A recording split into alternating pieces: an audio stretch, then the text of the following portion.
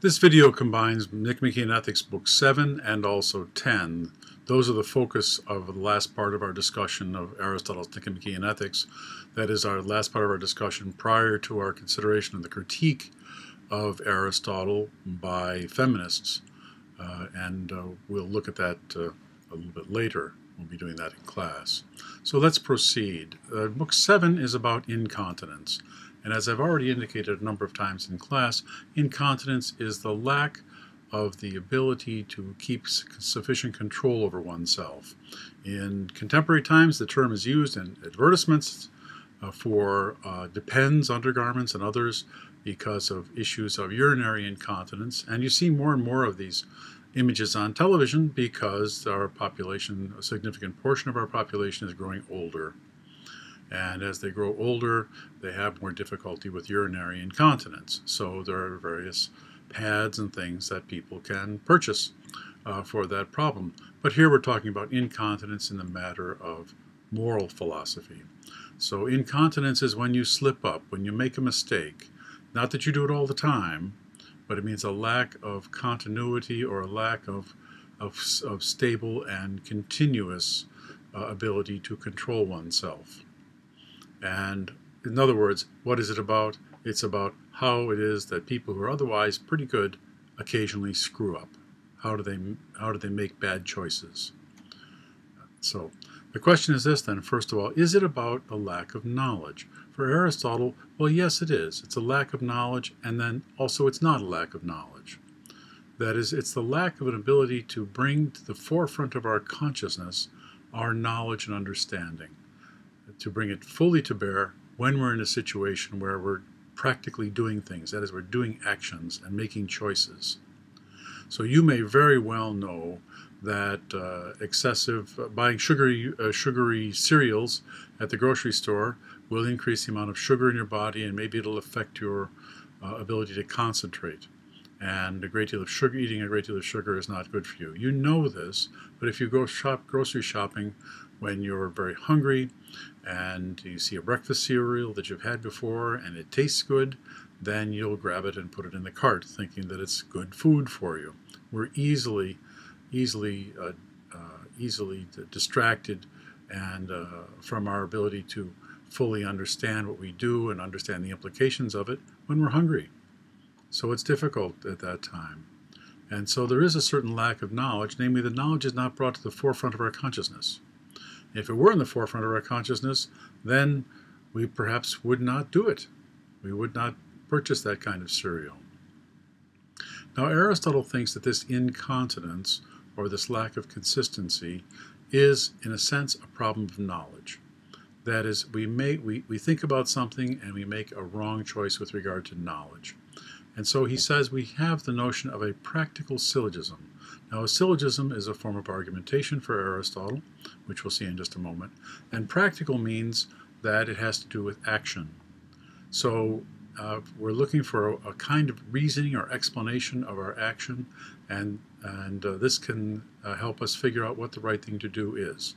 Or it can be an analysis of understanding how it is that we do mix things up and get things wrong and screw up, so to speak.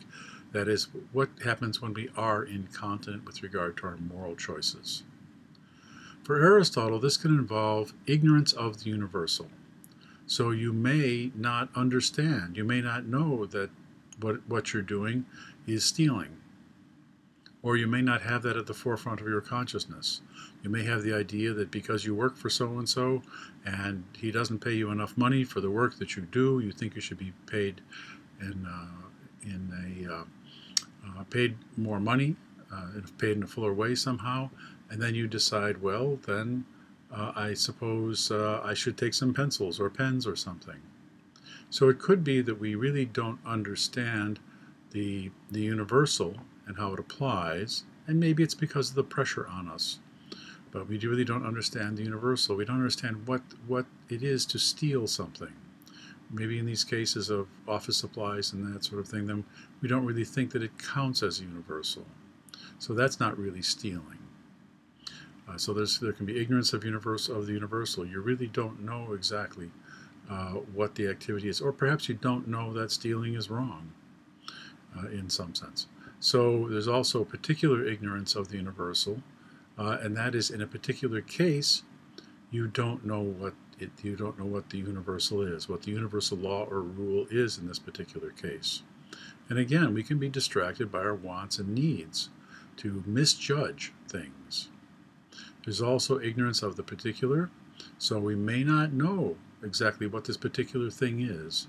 That is in the case of something that we're taking. We may think that it's there as a gift for anyone who wants to take it, when in fact it was not. So this was not a particular instance of a free gift. Rather, because of our ignorance, we stole something, and it's our own fault. We should have understood that pens or purses or whatever were not being given away for free. But maybe we wanted it so much that we thought, well, there's no sign saying you can't take it, therefore we must be able to take it. So you see, in each of these cases, there's a kind of failing here. And there can be particular ignorance of the particular. That is, in this particular situation, you're trying to judge something and figure out what it is, and you just get it wrong. So there are various ways that our wants, needs, desires, that is, our emotions, can overcome our reasoning and cause us to make false judgments in regard to these matters. And so you'll recall, go back here, you'll recall that I spoke in class about Mrs. Field's chocolate chip cookies and how we can make a mistake there. That is, we can say that Mrs. Field's chocolate chip cookies are good. My doctor told me to eat foods that are good. Certainly Mrs. Field's chocolate chip cookies are food. Therefore, my doctor has ordered me to eat lots and lots of Mrs. Field's chocolate chip cookies. But of course, I've misunderstood the sense of good food here, and I did it because of my weakness, because I wanted the cookies, because I let my emotions take over my mind, or I put the real meaning of something in the back of my mind. People who steal sometimes think that that they're just taking something they deserve. And of course, they're overwhelmed by the fact that they want the item, or because of the particular circumstances, they feel the boss is cheating them somehow, and they rationalize in the pejorative sense, in the sense that they make up reasons why it's okay for them to do something which otherwise they should easily recognize as wrong. So this is what Aristotle's talking about when he talks about incontinence. That is how it is that we are confused in our thinking and we slip up. We don't do what's right, or we give in to our desires. And the desires overcome our clear-headed reasoning. Just as at the grocery store, our desires for food of some kind or another overcomes our clear-headed reasoning as to how much cereal we should buy or something of that sort. So another way to look at it then, with regard to this notion of incontinence, it's a practical syllogism, and it's practical because it aims at action. It aims at doing things, not just knowing things and drawing conclusions, but doing things. I'm trying to think about whether I should buy this particular cereal or something of that sort, and I try to rationalize it in various ways. So the syllogism, the basic syllogism for Aristotle, has this kind of logical form. The logical form is this: A belongs to all B, B belongs to all C, therefore A belongs to all C. So that's a straightforward syllogism in a very straight way, very clear how it's set up. But we can mix this up in various ways and make bad judgments due to our emotional state. So Aristotle introduces, though, here the moral element, because he brings in the notion of what one should do, because in the practical syllogism we're trying to think through the right action. And we can make mistakes because of our emotional commitments, our wants, our needs, our desires, and we have to be careful about that. Remember that we're concerned with the rational part of the soul, the non-rational part of the soul, which is able to listen to reason.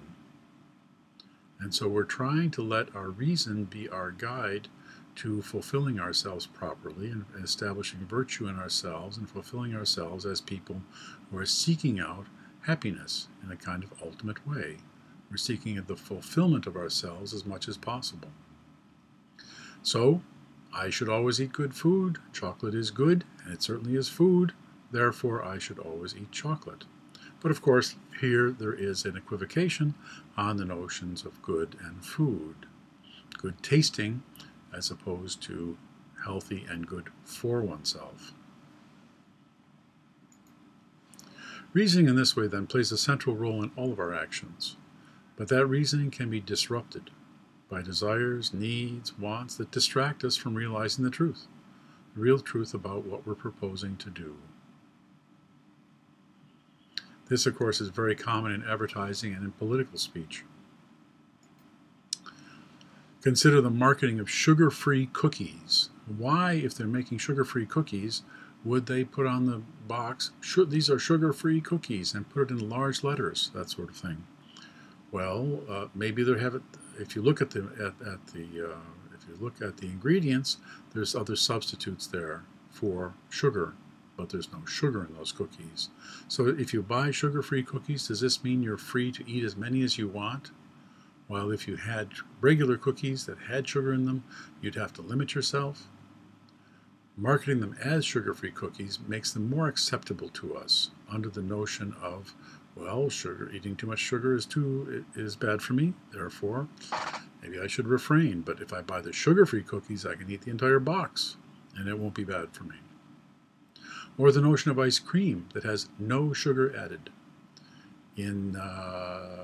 Recently in purchasing some chocolate fudgesicles, I noticed that they each had 40 calories for each of the fudgesicles, and it said no sugar added.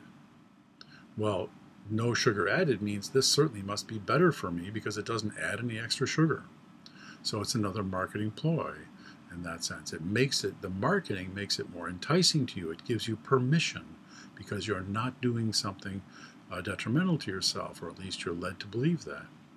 And here we have an example of Twizzlers, a candy that, as it says here, is artificially flavored with strawberry, but the package says, as always, a low-fat candy. Well, they could also say a low cholesterol candy too, couldn't they? Because there's no cholesterol whatsoever in Twizzlers. Maybe they should have put that on there. And so with no cholesterol at all in Twizzlers, certainly I can buy them. But like the notion of low-fat candy, of course there's very little fat in Twizzlers because it's mostly sugar. And once your body has the sugar, your body will develop the fat. So what the package leads you to thinking here is, because it is a low-fat candy, then I can eat this candy without the worry of gaining lots of weight because I'll be adding fat to myself. But no, don't worry about that. Eat the Twizzlers. Your body, from the excess sugar, will make the fat. So this is an advertising ploy, but it's playing with our understanding of the words and their meanings. And so since it's a low-fat candy, then it gives you a kind of permission to take advantage of it, and you have as much as you want because you're eating something that's low-fat. Disregard the fact that it's full of sugar. So this is the kind of thing that happens with regard to the practical syllogism. We think through things with our emotions. And so key phrases like sugar-free or no sugar added or low-fat, these are all moments of permission for us to buy these foods because surely they're better for us than the regular kinds of foods. But in fact, that's a marketing ploy. So, but the reasoning involved here and it also concerns our own weakness. Because we want these items, we then do not think so clearly about them when purchasing them. Now I want to move on here in this discussion of incontinence to talk about the various characters for Aristotle. First of all, let's be very clear. We're talking about states of character, and virtuous is only one state of character. Vicious is another state of character as well. But there's other states of character in between in various ways, and that's what Aristotle wants to talk about here. I've selected out just 5, but these are 5 of the most important, and it gets across the basic idea for Aristotle. So let's look at each of these in order and explain what's involved with each one. First of all, the virtuous person. So this is the person of excellence, and the person knows what is right, because the person has used his or her rationality, is not tempted to do what is wrong, and in fact does the right thing. So this is the virtuous person. the ideal of the virtuous person. Now, a little different from that is the person who is continent. The person does not slip up. Recall then, incontinence is about slipping up on things, or making a small mistake, or being weak. That's mostly what it's about, incontinence. Continence here, though, means that you know what's right, may be tempted to do what's wrong, but in the end, you do the right thing. We say that such a person is continent. But notice the difference between the two. The virtuous person is not tempted in any way, shape, or form to do what is wrong, whereas the continent person is tempted, but overcomes that temptation and controls it and does the right thing. So with regard to the conception of the person that Aristotle has here, for Aristotle, it is possible for there to be a person who is virtuous. But in contrast, in the Christian tradition, no ordinary human being is able to be perfectly virtuous. Rather, in the Christian tradition, one strives to become continent. That is, knowing what is right, being able to overcome temptation so that one doesn't do it, and then one does the right thing. However, in the Christian tradition, which is foreign to Aristotle, of course, in the Christian tradition, most human beings are regarded as incontinent. That is, everyone slips up, everyone sins, except Jesus and also perhaps his mother, depending on the theology of how one understands that. All right, so the incontinent person, that involves knowing what is right and being tempted to do wrong, and for the most part doing what is right. And occasionally this person does the wrong thing, and when doing the wrong thing, this person has regret for it because he or she knew it was the wrong thing. So that's the incontinent person. It isn't something habitual. It happens occasionally, but it's due to a kind of weakness of the person with regard to temptations. So occasionally the person does the wrong thing, not always. And when the wrong thing is done, the person has regret for it. The simply incontinent person is the one who knows what is right, is tempted to do the wrong thing, and because he or she is so weak, this person always does the wrong thing and still has regret for it. I'll illustrate these in just a moment or two. I guess I have to pause for a moment. Just let me get this done here. So let me resume now. I had a couple of telephone messages here that distracted me. So the incontinent person knows what is right, is tempted to do the wrong, and this person is weak. And so the incontinent person occasionally does the wrong thing, but has regret for it. The simply incontinent person is always incontinent. That is, simply here means absolutely or always incontinent. That is, the person is extremely weak, and whenever offered the opportunity, then the person cannot turn down the opportunity for doing the wrong kind of thing. This person knows what is right and is tempted to do the wrong thing, always does the wrong thing, and still has regret for it, because the person knows that it was wrong. So this is just a pure, almost complete weakness. The vicious person, in contrast then, the vicious person is one who knows what is right, is tempted to do what's wrong, always does the wrong thing, and has no regret for doing it. In fact, this person enthusiastically embraces the wrong thing. Now let me illustrate this in a very concrete way with regard to cigarette smoking. So the virtuous person is the one who knows what is right, that is, cigarette smoking is bad for you, knows that it's right not to smoke. The virtuous person is not tempted to smoke, and the vicious person does not smoke. So the person does the right thing. The continent person is the one who knows what is right, is tempted to do what's wrong, but still does the right thing. And so in this case, this would be someone who has stopped smoking, occasionally still has the temptation, but does not smoke. So I was in that state once. So let's jump down to the vicious state, and I'll come back up the others as well. With regard to vicious, when I was smoking, I knew what was right. I was tempted to do the wrong thing, namely to smoke. I always did the wrong thing. That is, I was smoking every day and even buying cigarettes in advance when they were on sale, buying them in advance so I'd have plenty of cigarettes for a couple of weeks. And I had no regret for doing it at the time. That is, I enthusiastically embraced cigarette smoking. And I did this when I was quite just out of high school. I got into smoking because it was cool. All right. Now, I went through various stages, and some of them were very disappointing. I was very disappointed with myself. But so when I was a vicious smoker, I came to know that this was not a good thing. So I wasn't perhaps completely vicious, and I decided to try to quit smoking. But it was very hard. The first thing I did was I became simply incontinent. That is, I knew what was right, namely I should stop smoking. I was tempted to smoke. I always did the wrong thing, and I had regret for it. So I would hang out with my friend Jack, who smoked, and Jack, being polite, would ask, "Would you like a cigarette?" And I always accepted the cigarette from Jack.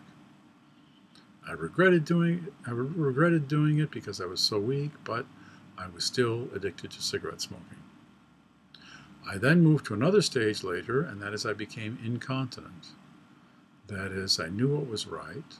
I was tempted to do what was wrong. Occasionally I did the wrong thing, and when I did the wrong thing, I regretted it. So occasionally I would slip up as I was trying to quit smoking cigarettes. I would occasionally slip up and have a cigarette now and then. Now, that all ended for me when I went on a 2-week vacation. The first week of the vacation, I really wanted a cigarette terribly strongly at the time. And it was rather shameful, I thought to myself. I was struggling with this, and I was really disappointed in myself.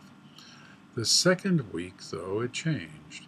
And the second week, I didn't have the desire for cigarettes at all. Now I woke up that's not quite right though. In fact, I woke up one morning and I had a very intense desire for a cigarette. And I was really disappointed in myself. And so what I did to punish myself, so to speak, I went to the refrigerator at 6 o'clock in the morning and popped open a beer.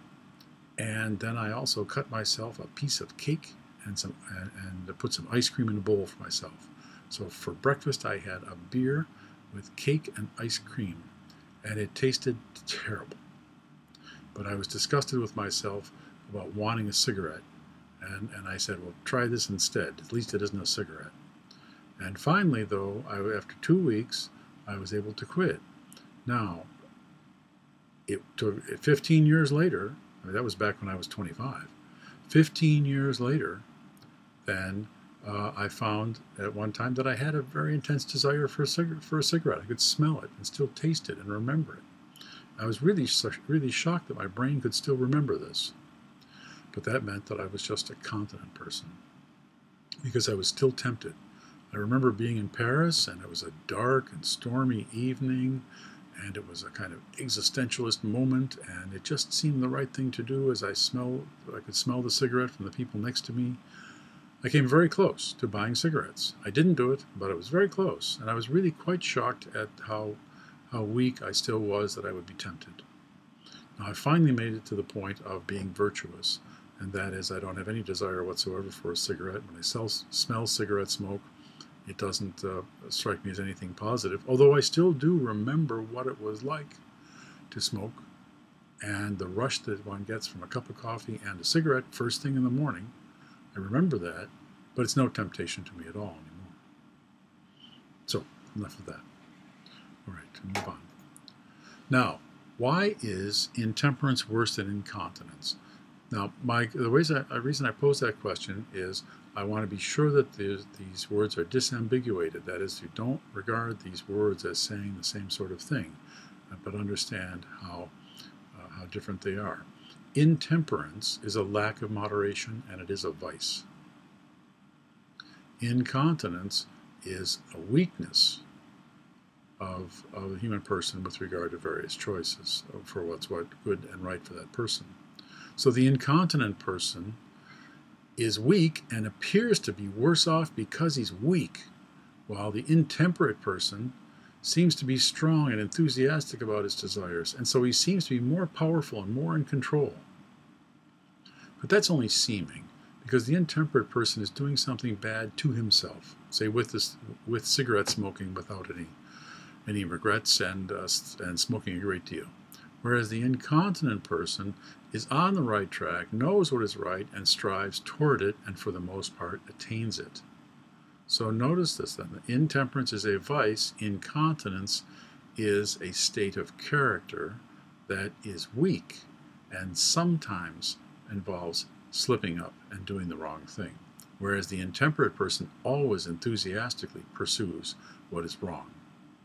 Perhaps out of a sense of pride, perhaps out of a desire for the pleasures involved, but those are the reasons. Now, what about responsibility with regard to these? Well, remember that for Aristotle, we make our own deliberation and decisions in these matters. We spoke about it already. I spoke about Aristotle and agency earlier. That is, we are agents in our own action, and to the extent that we do the action ourselves and we choose it, we take on the full moral responsibility for the action. And we choose it by way of our souls or our self for Aristotle. So given that we are obliged as rational beings and adults to deliberate about our actions, that is to think over the possibilities and know what we're doing, so deliberating and deciding means we take full agency, full control over the actions, and those actions are ours, be they good actions or bad actions. But that was the connection that we've seen already before, that to take full control and full responsibility for one's actions involves not only it be up to us not by force or coercion and with knowledge of particulars. Those are the criteria for voluntariness of action. But two more had to be added on, because Aristotle said that children and animals can have those first three, namely voluntary action. But rational human beings as adults have the ability to deliberate and then to make a decision. And the first principle, he says, of moral philosophy is decision. That is the principle that must be present. If we're going to be responsible moral people, and I mean responsible in a positive or negative way, we must make the decision. The decision must be up to us. All right. Now, Aristotle transitions here in Book 7 into a discussion he's going to take up again in Book 9. What he raises here is the question of the nature of pleasure and happiness. Now, to say that pleasure is identical with happiness is to express the doctrine of hedonism. The Greek hedone means pleasure, so it's, as it were, pleasureism. So a hedonist is one who says that happiness is pleasure. Anything that gives us pleasure gives us happiness. So when we seek after happiness, what we're really seeking after is only pleasure. Usually the focus is on pleasures of the body when we talk about these things, but of course there are also pleasures of the mind in reading beautiful poetry, hearing wonderful music, many other pleasures as well. They're not just pleasures of the body, or even thinking and reasoning can be great pleasures to us too. If we really think something through and then, I've got it, I understand how that works. This is a pleasure of the mind, much higher. But hedonism usually stresses the pleasures of the body.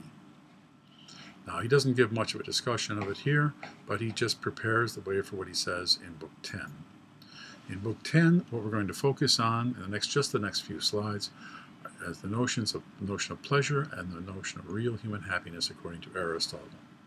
And of course, this real human happiness according to Aristotle is something we took up at the very beginning of the discussion of Aristotle. So again, what is pleasure? Well, pleasure seems to be something that we seek after, and it somehow stimulates us in a way that we regard as positive. See, I'm being very vague about this because in another 2 slides I'm going to give you the definition for Aristotle. But notice that there can be good or bad pleasures. So the good pleasures are those that are attached for Aristotle. The good pleasures are those that are attached to good activities. And the bad pleasures are those attached to bad activities. According to Aristotle, pleasure in itself is neither good nor bad. It's a kind of stimulation and enjoyment that we receive, but we can get stimulation and enjoyment from things that are bad. We can enjoy stealing from someone and having the thing that was stolen. And we have pleasure from that, perhaps. But that pleasure is bad because it's involved in immoral action. And certainly it must be the case that with regard to molestation of children, that people who do this get pleasure out of it. But the issue is that it's a bad pleasure because it's a wrong thing to do. The activity itself is wrong. And yet some of those same activities, sexual activities, when done among consenting adults, allows for us then to have pleasures that are good pleasures, or appropriate pleasures, or relationship-affirming pleasures. So for Aristotle, pleasure in itself is neither good nor bad, but what determines the pleasure to be good or bad is the activity to which it is attached. If the activity is right, then that's a pleasure that is good to pursue and good and right to pursue. If the activity is wrong and perhaps harms an innocent person somehow, then that's a pleasure that should not be permitted. You should not allow yourself that because the activity itself is wrong, even if it results in feeling good or somehow having some kind of pleasure. No, for Aristotle, pleasures in themselves are neither good nor bad. They get their nature as good or bad from the activities to which they are attached. So Aristotle in this is absolutely and unequivocally rejecting hedonism, the notion that all pleasure is good.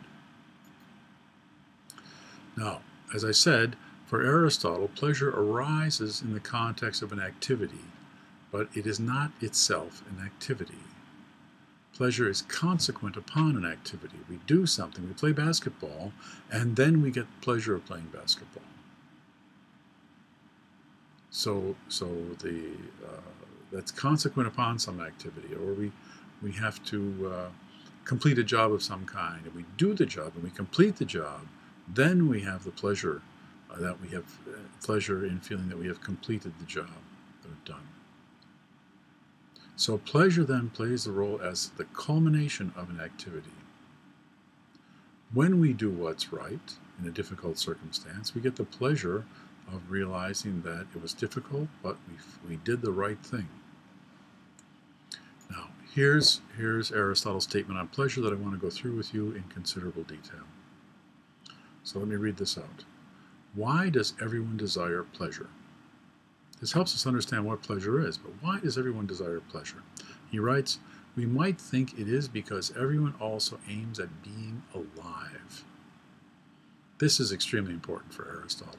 So right here, he's explaining to us why we like pleasure, why we pursue pleasure. It's because it's being alive. It makes us feel alive.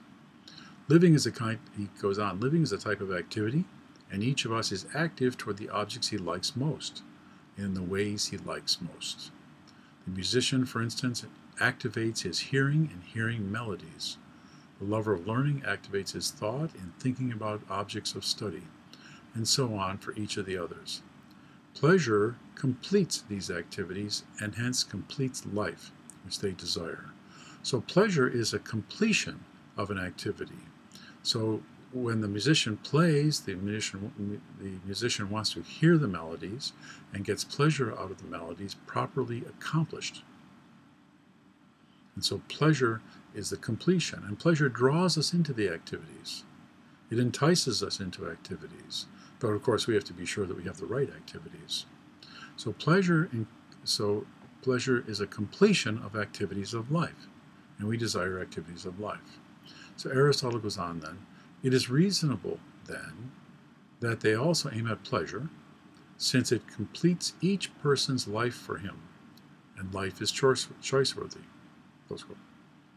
And that's from Aristotle at 1175a, 12 to 18, the lines, the pagination indicated on the side of the page of your books. So what about happiness? Happiness is not a state, but an activity. All right, so you don't have happiness and just rest in contentment of the activity, but rather to be happy is to be in the process of fulfilling oneself. And so for Aristotle, being happy is an activity. It's a doing. It's doing something. Now remember, happiness is not identical with pleasure, because pleasure is the culmination of an activity. But happiness is about fulfilling ourselves as human beings. And when we fulfill ourselves and do the right thing as human beings, we feel pleased with ourselves, but only as a consequence of the activity. So happiness is a kind of human fulfillment. And as living beings, we are active and alive in seeking our own human fulfillment. So in this sense, in everything we do, we are seeking happiness. But of course, that's where we started our discussion with Aristotle. We're all seeking happiness or the human good. So for Aristotle, the happiness we seek is that of the person of excellence. Namely, we want the happiness of the person of virtue. That is a person who acts in a virtuous way. That is a person who acts in an excellent way, is an excellent human being. And the excellent human being attains happiness or fulfillment through the use of one's own natural talents and habits developed, habits of virtue developed, and through use of our rationality in the development of those habits. And all of that leads to the development of good character. So the attainment of happiness is best done by people who are of good character for Aristotle. Now for Aristotle, happiness is of two kinds, and this he discusses in Book 10, Chapter 7 of his Nicomachean Ethics. The first kind of happiness is that which is available for the people working at the highest level of rationality. Why do we say that? Because happiness is not pleasure, it's fulfillment. And human beings have rationality as an essential tool regarding what they are. And whatever the fulfillment of a human being is, it will necessarily involve rationality. And so human nature as rational indicates that the function of a human being is to use rationality, and Aristotle reasons that the highest kind of rationality yields the highest kind of fulfillment or happiness.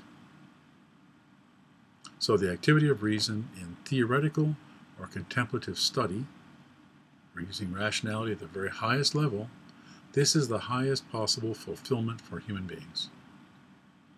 Now this is not something open to everyone, but only to people who have special talents and have excellent teachers to help develop those talents, and then they practice those talents and push them as far as they can toward human fulfillment.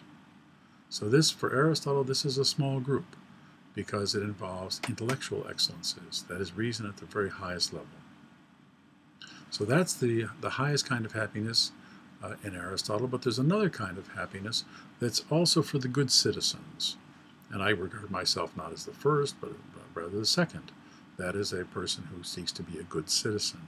So the good citizen can be the mail carrier, can be the operator of the recycling truck, can be a teacher, can be a writer, can be all sorts of different things.